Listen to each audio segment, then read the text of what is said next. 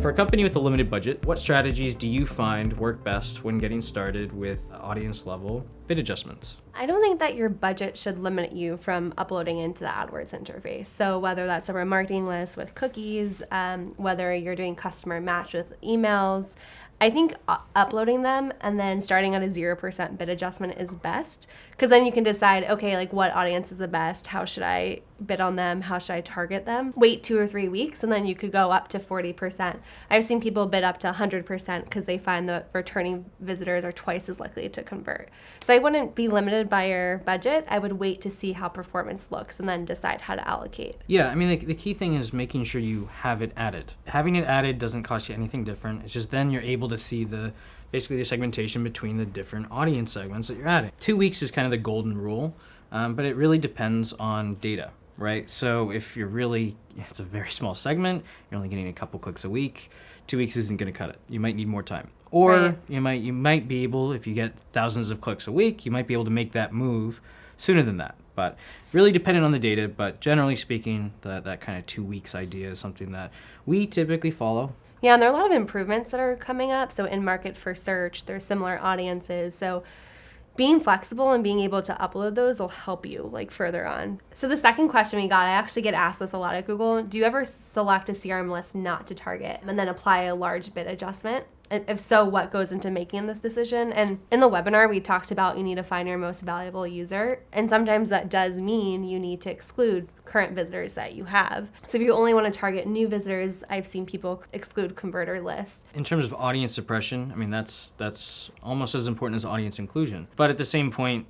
you're going to have a set budget. And if that budget is purely based on acquisition, then make it that way. Basically looking at your budget and maybe breaking that budget out across those different ideas of, totally disconnected from your brand, somewhat connected, and current customers, that might allow you to target something like all converters over a certain time frame and stretch that budget out as much as possible.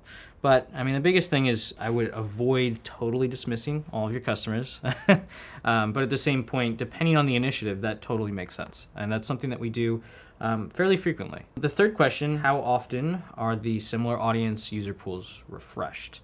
It's real time, but we'll see usually 2 to 4 hours at least. But the one thing, if you're talking about similar audience for search, a user is actually cleared out after 24 hours. So it's really fresh, it's real time. So when you're using it, you're making sure that you're getting the most accurate users and data. So that user leaves that pool after 24 hours. Are they then absolutely excluded from it and they won't be coming back? There's not necessarily an exclusion period. They just wouldn't be included in that. So if someone was searching hotel and they did it, 3 days ago, they might already booked the hotel.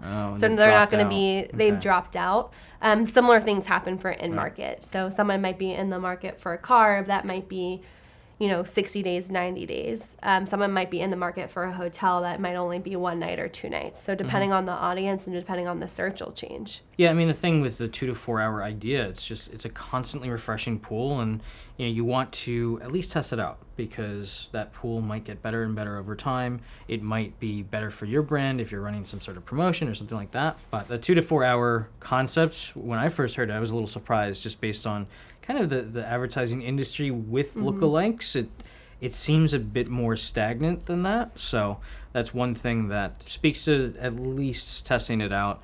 And of course, based on performance, scrapping it or expanding it out. So we got a question, will similar audiences for CRM data be available for search anytime soon? So that's a question that I have too. Yeah. So there's going to be a lot happening in 2018 and a lot that'll be available, in beta testing in the next couple of months. Are you saying that it's coming? So I think there's a lot coming 2018. Excellent. I would look out for that. Okay. There's a lot in our roadmap. Another one that people ask me about is in market for search.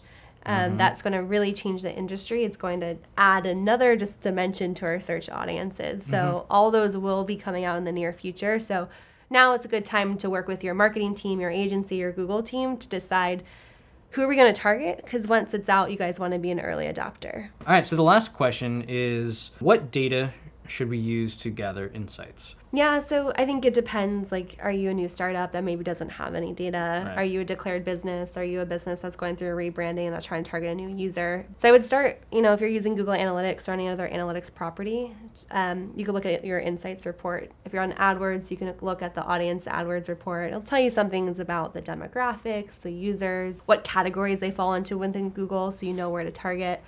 I know CRM is going to be a big one. Any other mailing list or loyalty subscribers list you have, what you're doing on Facebook, what you're doing on Bing. Mm-hmm. I mean, the options are so many, but Right. making sure that you're bringing them, everything that you have offline back into online is going to be important. One thing that we've done with a lot of our clients is, especially when we start, kind of on the kickoff, is really speak to what data sources do they have available to them, what data sources do they look at, what's kind of their true north.